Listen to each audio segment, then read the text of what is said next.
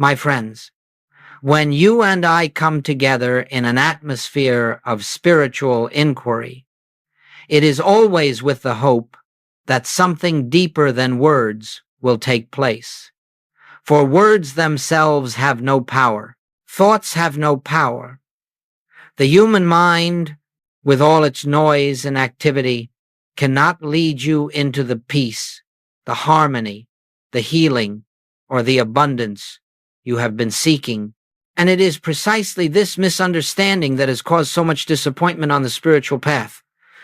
You see, for generations we have believed that the mind is the instrument by which life is changed. We have been told that if we think rightly, speak affirmations, hold the correct images, or discipline the mind sufficiently, we will reach spiritual fulfillment. But I say to you, that which begins in the human mind remains bound to the human mind. And the human mind is never the creator. It is never the source. The mind is an avenue of awareness. Nothing more. It is not a power, neither for good nor for evil. It cannot heal you. It cannot supply you. It cannot save you from fear or from lack. And the more earnestly you try to use the mind to obtain spiritual results, the more you bind yourself to the very limitation you wish to escape. Now, I know that many have turned to mental practices with sincerity and devotion. Many have repeated affirmations, visualized outcomes, denied appearances, and attempted to manipulate thought. Some have had temporary results, yes, but temporary results are not spiritual law. Temporary results are not the revelation of God. They are merely the shifting of shadows on the screen of consciousness, while the light behind the screen remains untouched. And so, I invite you now to consider something very gently, very quietly. If the mind is not the creative center, if the mind cannot bring forth harmony, then what is the purpose of all this mental labor we have been doing? Why are we weary? Why have we pushed and strained and affirmed and denied and still found ourselves standing in the same place with the same fears, the same doubts, the same sense of separation? It is because you have been trying to reach the infinite with a finite instrument. You have been trying to touch the eternal with that which passes away. You have attempted to use the intellect to reach what can only be known in the depths of the soul.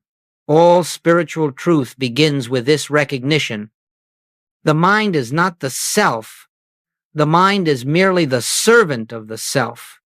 And as long as you believe that the mind can create, attract, or manifest, you will remain separated from the very presence that already is your fulfillment.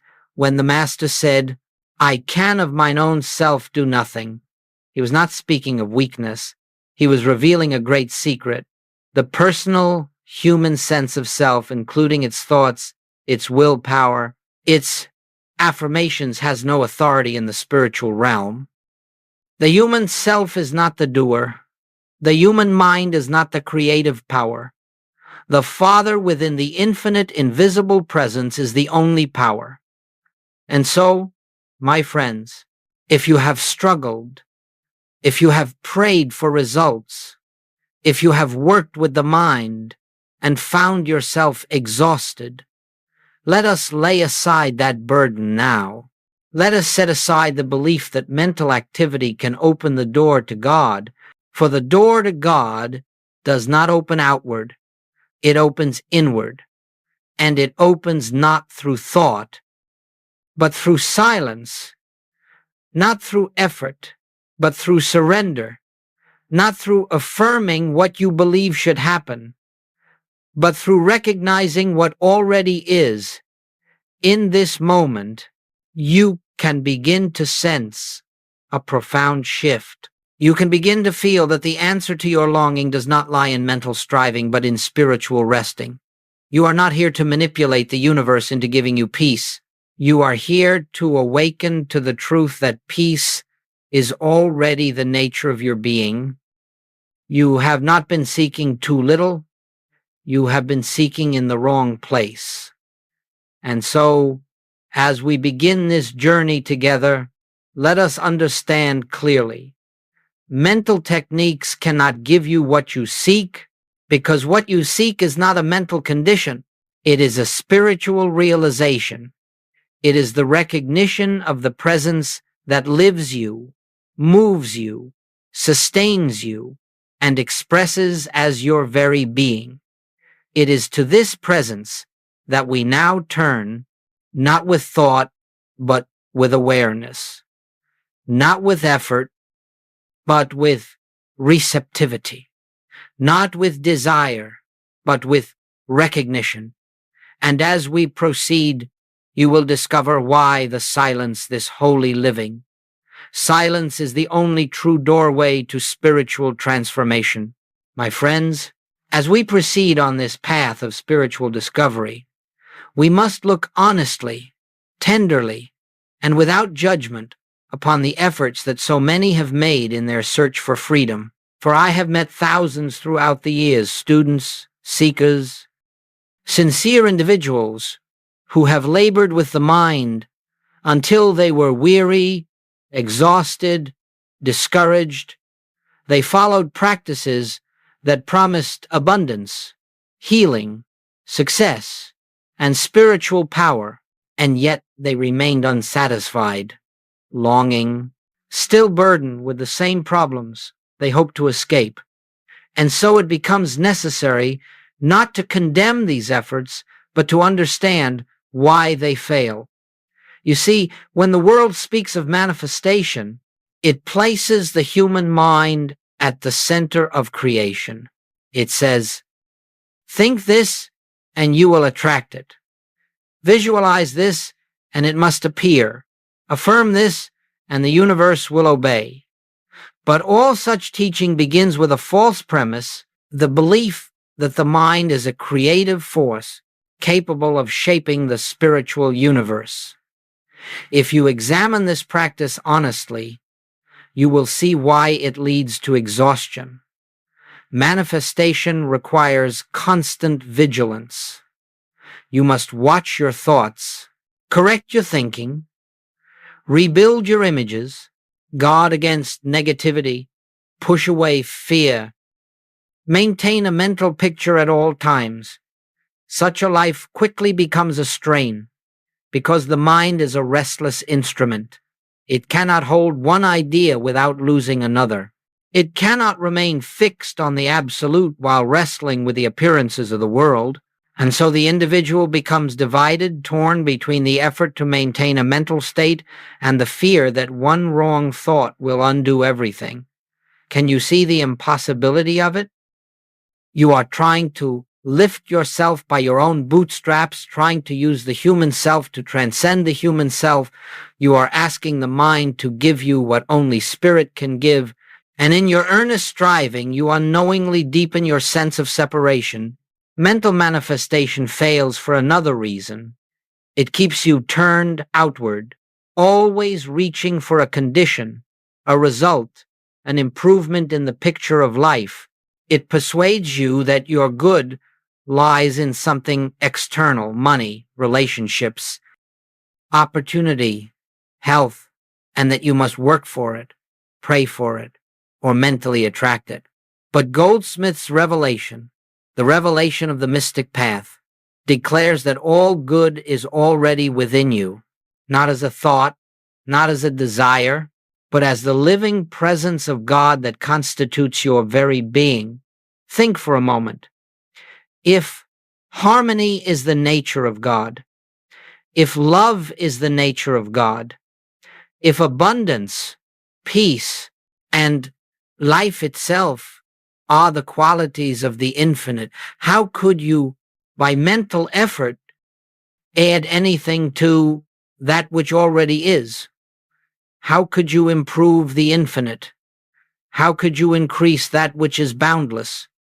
And yet, this is what the practitioner of mental manifestation attempts to do improve what is already perfect by means of a limited instrument, this is why the manifestation approach leads to exhaustion. It is built upon a belief that you lack something, that you must attain something, that you must persuade the universe to deliver something. That belief alone is sufficient to keep you forever seeking. But the spiritual path is not a path of seeking. It is a path of recognizing. The moment you believe you must attract abundance, you have denied the spiritual fact that abundance is already the expression of your being. The moment you try to mentally create healing, you have accepted the lie that the I of you can be sick. The moment you try to manifest love, you have forgotten that God, the very substance of love, is your identity. And so this mental approach becomes a circle without end. One desire fulfilled is followed by another. One demonstration is pursued by the next. One fear overcome is replaced by a new fear. One success brings a greater anxiety of losing it. There is no rest there. There is no peace there. There is only striving. And gradually, the seeker becomes spiritually fatigued. They grow tired of fixing life, tired of watching their thoughts, tired of maintaining affirmations, tired of trying to force the universe to respond. This exhaustion is not a failure. It is a turning point. For when the mind has reached its limit, when the individual has done everything they know to do and finds no lasting freedom, only then are they ready to hear the quiet whisper, "Cease your striving. The Father within doeth the works." Here, the spiritual journey truly begins, not where we manifest something, but where we relinquish all attempts to make life conform to our desires. Not where we use God as a helper, but where we awaken to God as our very self. Not where we shape reality with thought, but where we rest in the reality that already is. And so, the rise of spiritual exhaustion is not a tragedy. It is a blessing. It is the moment when the seeker discovers that the mind cannot lead them further. It is the doorway through which one steps into the vast and silent kingdom within the kingdom where all true transformation unfolds, without effort. This is the great turning point of the path, and it prepares us for the deepest truth of all. My friends, there comes a moment on the spiritual path when the seeker, having exhausted all mental effort, begins to sense a stillness that was not previously noticed. It does not announce itself. It does not demand attention.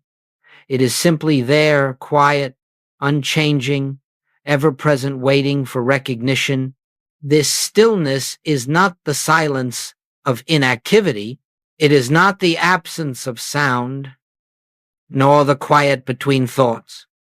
It is the silence of being itself, the living, breathing presence that exists beneath every appearance, beneath every condition, beneath every thought and emotion.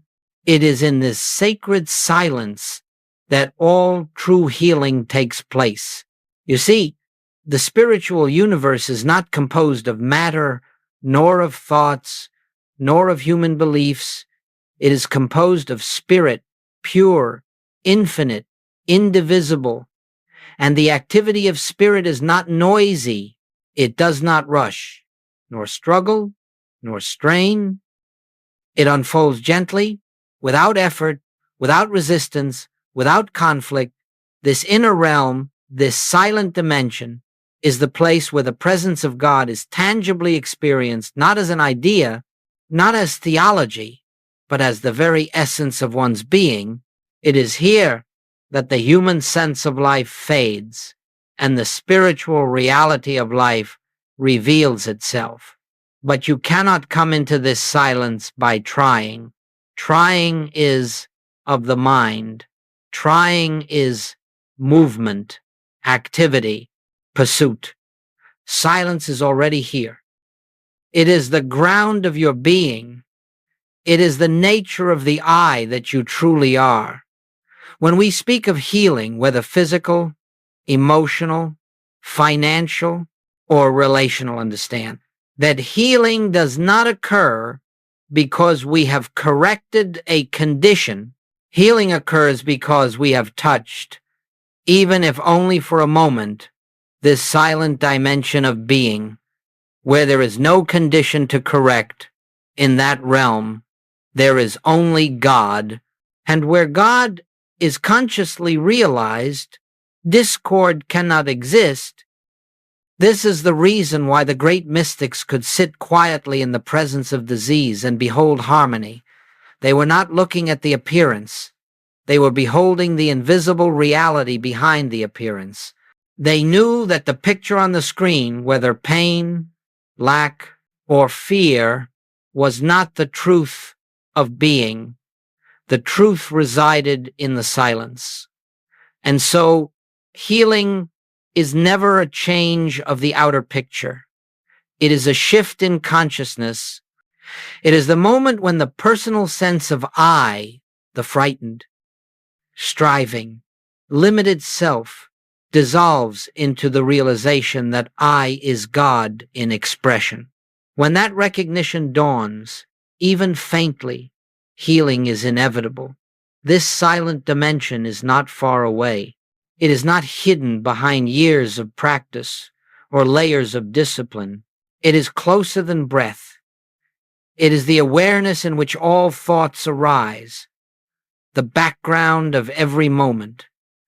It is the presence that knows your need before you speak it, because it is the very life living as you. To enter this sacred space, you do not push thoughts away, nor do you try to purify the mind. You simply turn toward the silence within, as gently as one would turn toward a friend. And in that turning, something shifts.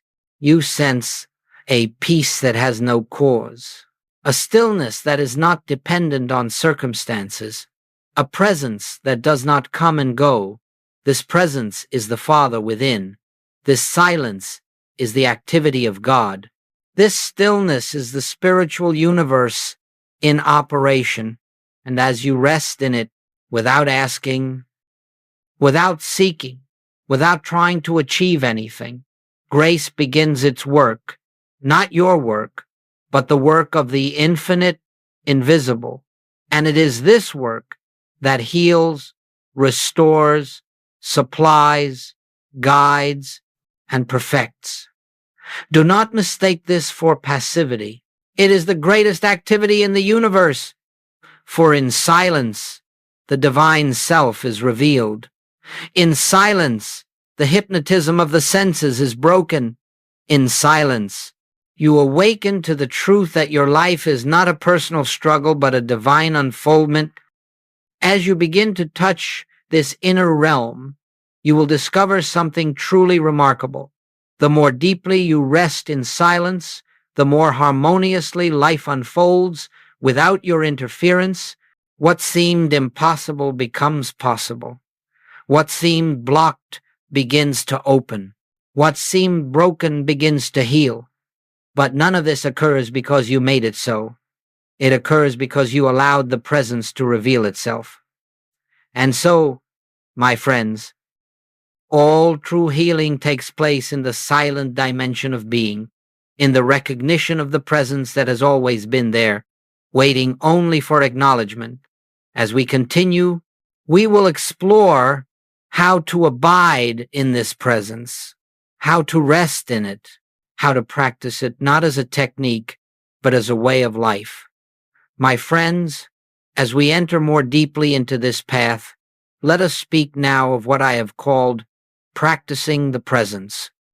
And let us approach it gently, for it is not a method, nor a ritual, nor a discipline of the mind.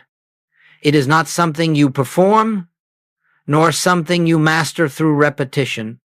It is not a technique to get God to act, because God is already acting as the very life of your being. No, practicing the presence is the quiet, inner recognition of what already is. It is the resting in the truth that the presence of God is here, within, closer than your own breath, the very essence of your identity. When I use the word presence, I am not referring to a distant deity. I am not speaking of some higher power outside the universe. The presence is the infinite, indivisible life which expresses itself as your consciousness. It is the spirit that is the substance of all form, the intelligence that is the source of all harmony, the love that is the fabric of all relationship. To practice the presence is to turn inward, not to the mind, but to the source of the mind. It is to acknowledge in a moment of quietness that underneath every thought, every feeling, every appearance, there is one life, one power, one presence, and that this presence is the I of your being. When the Master said, "I and the Father are one," this was not a statement reserved for him alone. It was the revelation of a universal truth. The I that you are is not a human self, but the presence of God, individualizing as you. And so practicing the presence means remembering this truth during the seemingly ordinary moments of your day. It is not a matter of speaking sacred words. It is not the repetition of a phrase. It is simply a turning, a gentle inward shift in which you acknowledge the presence is here. God is the life of me. The I that I am is the infinite, invisible.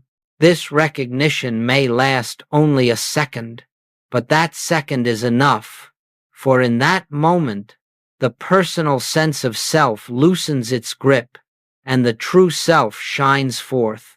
In that moment, fear has no foothold. Because you are no longer seeking God, you are dwelling in God. You are abiding in the realization of oneness. To practice the presence does not require withdrawing from the world. It does not require long hours of meditation or isolation. It requires only the willingness to pause inwardly and step out of the belief that you are a personal mind operating in a material universe. Think of it this way. The presence is always here, but we are seldom attentive to it. We are absorbed in activity, thought, emotion, reaction. Practicing the presence is the act of remembering what is true behind all these appearances. Perhaps you are driving. A moment arises. Be still. Perhaps you are preparing your meal. A moment arises. Turn inward. Perhaps you are speaking with another. A moment arises. Remember the presence shining as both of you. These moments, though brief, accumulate. They soften the ego. They dissolve fear. They lift consciousness out of its human sense and into the intuitive knowing of the infinite. And gradually you discover that the presence is not something you visit. It becomes the atmosphere in which you live. Now, I must tell you something important. If you try to practice the presence to change a condition, you have missed the essence. The presence is not a tool for solving problems. It is the truth of your being. And as you know this truth, the problems dissolve, not because you changed them, but because you ceased believing in their power. In a moment of silent recognition, the veil of the personal self thins. You sense a peace that has no cause. You feel a warmth that is not emotional but spiritual. You recognize a life living itself through you, and in that recognition, the spiritual law takes over. You do not have to make the presence do anything. You do not have to coax it, guide it, or instruct it. It knows its own business. It is harmony. It is abundance. It is health. It is peace. Your part is only to recognize it, to acknowledge it, to rest in it, to dwell silently in the assurance that the presence goes before me, the presence accompanies me, and the presence is the essence of all that concerns me. This is the true meaning of practicing the presence. Not activity, but awareness. Not effort, but surrender. Not seeking God, but knowing that God is the very life that is living you. As we continue, you will see how this simple recognition becomes the most powerful force in your experience, changing not only the inward state but the outward expression of your life. My friends, when we speak of the activity of the silence, this inner resting in the presence, you may wonder, how is it that simple awareness, without effort, without intention, can transform the outer circumstances of my life? And the answer is this: the outer world is not a cause, but an effect. It is not the source of your experience, but the expression of your state of consciousness. Everything that appears in your life, your relationships, finances, health, opportunities, challenges, arises as the outpicturing of consciousness, not the personal human consciousness filled with fears, history, opinions, and beliefs, but the deeper consciousness, the one which is the presence and activity of God. You see, we have long believed that we must change the outer picture in order to attain harmony. We try to fix the body, correct the finances, improve our relationships, and arrange the world to fit our expectations. But the spiritual path reveals that all such efforts are in vain. The outer picture is nothing more than a shadow. It has no substance of its own. And no matter how you struggle to rearrange that shadow, it continues to reflect the consciousness behind it. This is why practicing the presence becomes the most powerful work you can do, because it shifts consciousness itself. And when consciousness shifts, the picture must shift also, without strain, without force, without manipulation. Consider for a moment a simple illustration. When the sun rises, darkness does not resist, it does not argue, it does not fight for survival. It vanishes simply because light reveals itself. So it is with the presence. Fear dissolves in the presence, not because you chase it away, but because the light of truth renders it powerless. Lack dissolves, not because you acquire more things, but because you awaken to the fact that abundance is the nature of God, and God is the substance of your being. Illness dissolves, not because you treat the body, but because you come into contact with the life that cannot be sick. All spiritual healing is the revelation of what already is not the creation of something new.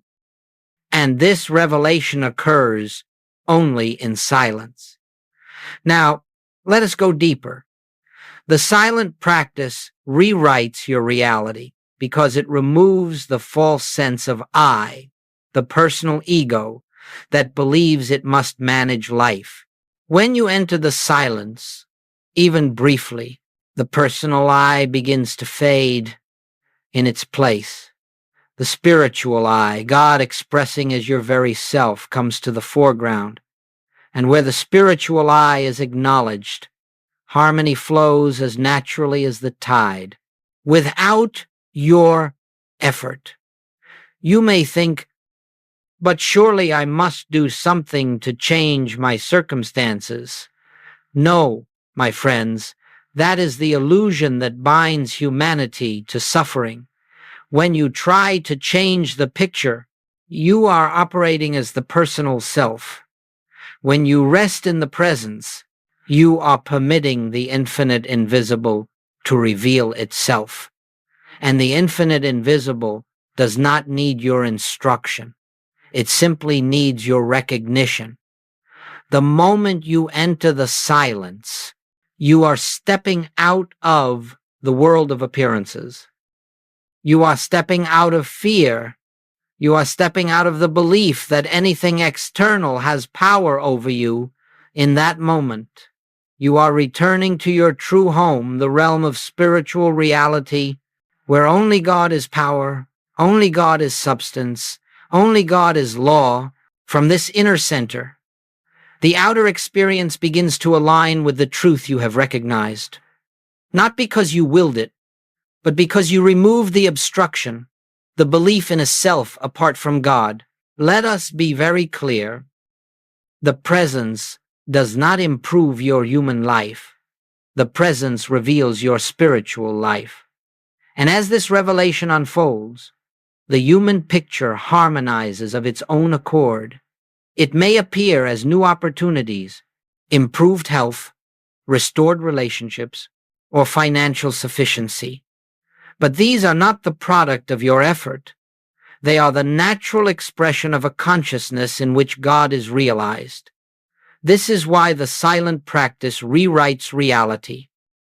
Not because silence is a technique, but because silence allows the false sense of self to fall away. And when the false falls away, the true stands revealed. And what is true is always harmonious. Remember this. You do not bring harmony into your life. Harmony is already here, hidden beneath the noise of the personal mind. When the mind grows still, the harmony that has always been begins to flow into expression. This is the effortless way, the way of grace, the way of the presence lived and realized. And this, my friends, is the foundation upon which the entire spiritual life is built.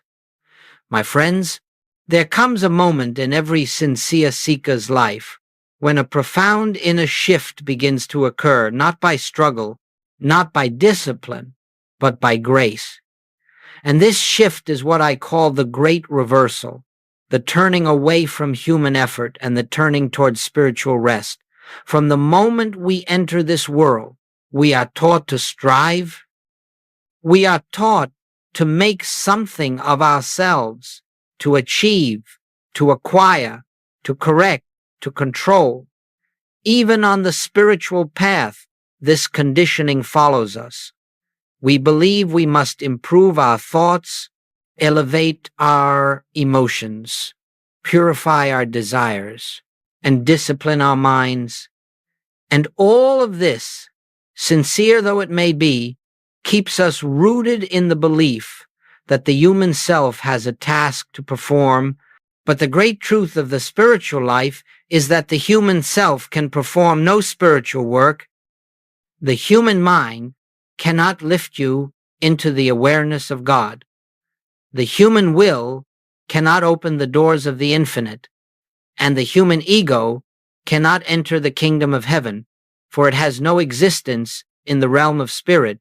The great reversal begins when you perceive the futility of trying to use the personal self to reach the divine.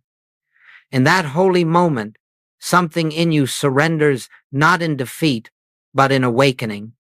You see, for the first time, that the one who has been striving has never been the true self at all.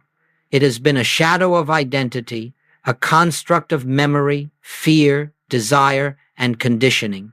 And when this false identity loosens its grip, even slightly, you begin to sense a deeper I, the I that does nothing, yet all things are done through it. The I that does not strive, yet harmony unfolds in its presence. The I that does not seek God, because it is one with God. This realization is the beginning of spiritual freedom. Let us understand it clearly. Human effort operates from the belief that something is missing. Spiritual rest arises from the realization that nothing is missing. Human effort tries to acquire the good. Spiritual rest recognizes that the good is already present in its fullness. Human effort attempts to correct appearances. Spiritual rest knows that behind every appearance stands the perfect activity of God. The more you struggle, the more you affirm the power of the problem. The more you rest, the more you reveal the power of the presence. And so the great reversal is not a new effort you must undertake. It is the relinquishment of effort. It is the willingness to step aside and let the infinite invisible govern, guide, and unfold your experience. This is why the Master said, "Take my yoke upon you, for my yoke is easy and my burden is light." What is this easy yoke? It is the yoke of surrender. It is the resting in the Father within who does the works. It is the letting go of the personal sense of responsibility for life and the quiet recognition that life is living itself through you. In this reversal, you cease to live from reaction, from fear, from desire. You begin to live from presence, and soon you discover something extraordinary. The more you rest in the presence, the more life unfolds in perfect order. Without effort, solutions appear. Without struggle, relationships harmonize. Without planning, opportunities arise. Without force, the right actions become clear. This is not passivity. This is the highest form of activity. For spiritual rest is not the stillness of inaction, it is the stillness of alignment with the infinite. In this stillness, you become a transparency for God to express, and that expression is always intelligent, always loving, always harmonious. Let me say this plainly. When the great reversal occurs within you, you do not become inactive. You become non-reactive. You do not withdraw from life. You enter life more fully, but without anxiety. You do not stop acting. You stop acting from fear and begin acting from grace. What we call miracles are simply the natural functioning of life, when the personal self is no longer obstructing the flow of the divine. And all of this begins the moment you allow yourself to rest, not in resignation, but in recognition. The presence knows what you need before you ask. The presence knows how to guide your steps. The presence is the substance of your health, the source of your supply, the peace of your relationships, the direction of your path. And when you cease trying to manage life, you discover that life, God. Life has already been managing everything perfectly. This is the great reversal, from effort to rest, from doing to being, from striving to surrender, from personal sense to the infinite presence. And once this reversal takes place, the spiritual journey becomes one of ease, of grace, of quiet unfoldment, for nothing is left for the human self to accomplish. God becomes the only activity, the only power, the only presence, and you simply rest, trusting, listening, abiding. My friends, let us now come to the heart of this journey, the silence. Not the silence created by closing the door, not the silence of withdrawing from activity, but the silence that exists beneath all sound, beneath all thought, beneath all striving, the silence that is the presence of God. Many have asked, how do I enter this silence? And I must answer with great gentleness. You do not enter the silence by doing anything. The silence is not a place you reach. It is the truth of your being that you uncover. It is not attained by effort. It is revealed by surrender. Let us begin very simply. Become aware, right where you are, of the simple fact that you exist, not the thought I exist, but the awareness of existence itself. Just that, without words, without analysis, just the quiet recognition I am. Before any thought arises, before any desire appears, before any concept of good or bad, right or wrong, there is this pure, silent awareness of being. That is the doorway. That is the presence. That is the I. That is one with God. Do not attempt to hold this awareness. Do not try to deepen it. Do not attempt to force the mind to be still. Simply rest in the fact that something within you is already aware, already present, already alive. This inner awareness is not the human mind. It is the infinite, invisible shining through the mind. It is the life of God expressing as your consciousness. Now, simply be with this awareness. If thoughts arise, let them come. If emotions surface, let them be. Do not chase them away. Do not try to quiet them. Allow them to pass like clouds drifting across the sky. You are not the thoughts. You are the awareness in which the thoughts appear. You are not the emotions. You are the presence that observes them. You are not the body. You are the life animating the body. In this realization, the mind begins to settle naturally, not because you forced it, but because you have withdrawn your belief from it. The mind becomes like a servant who, seeing that the master has ceased issuing commands, grows quiet. Now, without words, without concepts, acknowledge the presence, not as something to be summoned, not as something you must attain, but as something that is already here. Perhaps you sense a softening around the heart. Perhaps you sense a spaciousness within the mind. Perhaps you sense nothing at all. Do not measure the experience. Do not try to judge it. The presence is not an emotion. It is not a sensation.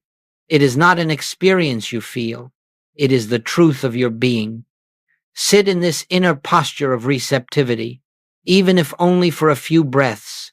Let the presence reveal itself. Let the silence speak its own message. For the still small voice of God is not heard with the ears, nor grasped by the intellect. It is sensed as a gentle assurance, a quiet knowing, a peace that is not of this world. This, my friends, is entering the silence. It is not a meditation technique. It is not a spiritual exercise. It is the return to your true self. It is the recognition that beneath the noise, beneath the activity, beneath the personality, there is a vast, boundless awareness in which all things arise and dissolve. And that awareness is the presence of God. As you rest here, something beautiful begins to happen. The personal self loosens. The mind unburdens. The heart opens. Fear begins to melt. And you feel, not emotionally, but spiritually, a sense that everything is already all right. For in the silence, you come face to face with reality. Not the reality of appearances, but the reality of being. Not the reality of problems, but the reality of presence. Not the reality of effort, but the reality of grace. If you remain here only a moment, you have touched eternity. If you return here daily, your life will be transformed not by your doing, but by the activity of the infinite taking place within you. Let this be understood clearly. You did nothing. You accomplished nothing. You made no effort.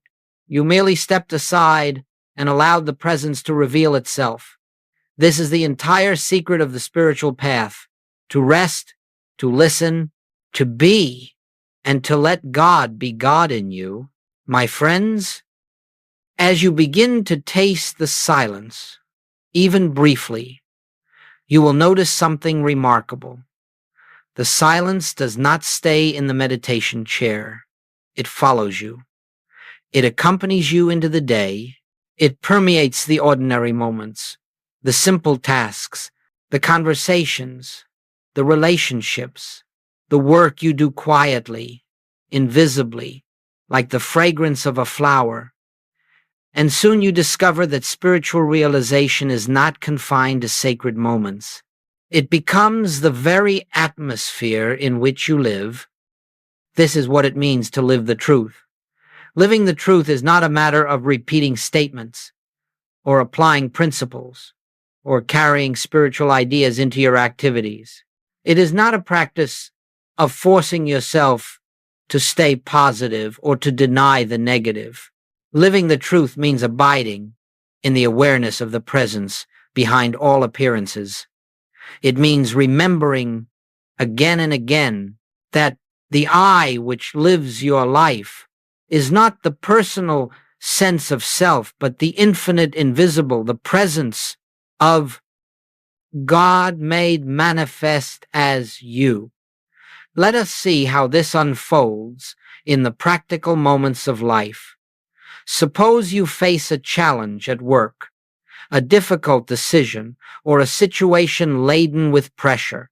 The human tendency is to react, to analyze, to worry, to predict outcomes.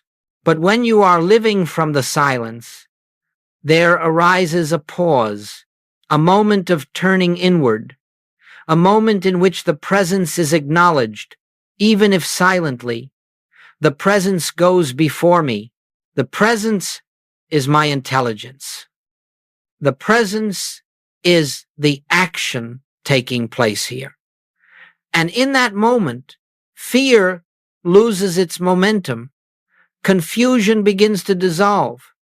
You find yourself guided not by reasoning or calculation, but by an intuitive clarity that comes from a deeper place than thought. The decision you make carries the imprint of grace, not strain, or perhaps you are dealing with another person, someone who irritates you, or challenges you, or misunderstands you. The human self reacts, I am hurt, I am angry, I am offended. But when you are living the truth, a different realization arises. The presence that I am is the same presence appearing as this individual. The Christ of me beholds the Christ of them. And in that recognition, judgment falls away. Compassion arises naturally. And often, without a word, the relationship begins to shift. This is not because you changed the other person. It is because you ceased reacting from the personal self and allowed the presence to see through you. Let us look at health. When symptoms arise, the human reflex is to identify the body as the self. I am sick. I am in pain. I am weak. But when you are living the truth, there is another awareness beneath the surface. The I that I am cannot be sick. The I that I am is spirit, whole and complete. The symptoms may appear, but they are not the truth of my being. You do not deny the appearance. You simply refuse to identify with it. You rest in the presence. And in that resting, healing begins, not necessarily because the body changes in that moment, but because your consciousness has shifted from the mortal sense to the spiritual fact. And where the spiritual fact is acknowledged, harmony follows. Look also at supply. The world teaches that supply comes from jobs, investments, people, or outer conditions. But when you live from the silence, you begin to see that supply is not something that flows toward you from the outside. Supply flows from the withinness of your being. It is the expression of the infinite source that is the I of you. When you rest in this truth, fear of loss begins to fade. Anxiety about the future loosens. You make decisions not from desperation, but from the calm assurance that the presence is your sufficiency in all things. And often, supply comes through channels you could never have imagined, not because you struggled, but because you trusted. Living the truth also transforms your sense of purpose. You no longer ask, "What should I do with my life?" Instead, you ask, "What is the presence unfolding here?" You cease trying to manufacture meaning and begin allowing meaning to reveal itself. You stop planning your life on the basis of personal ambition and begin letting the infinite express its purpose through you.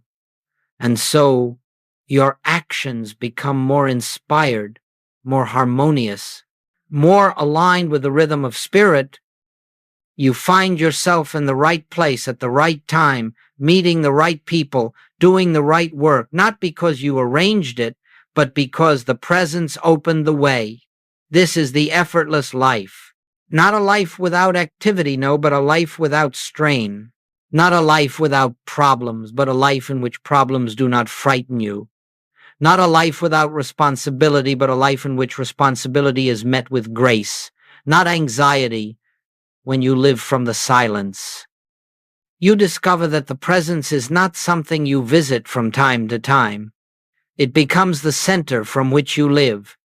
It guides your steps, fills your words, inspires your actions, and sustains your peace. And gradually, the old sense of life as struggle, life as fear, life as effort falls away.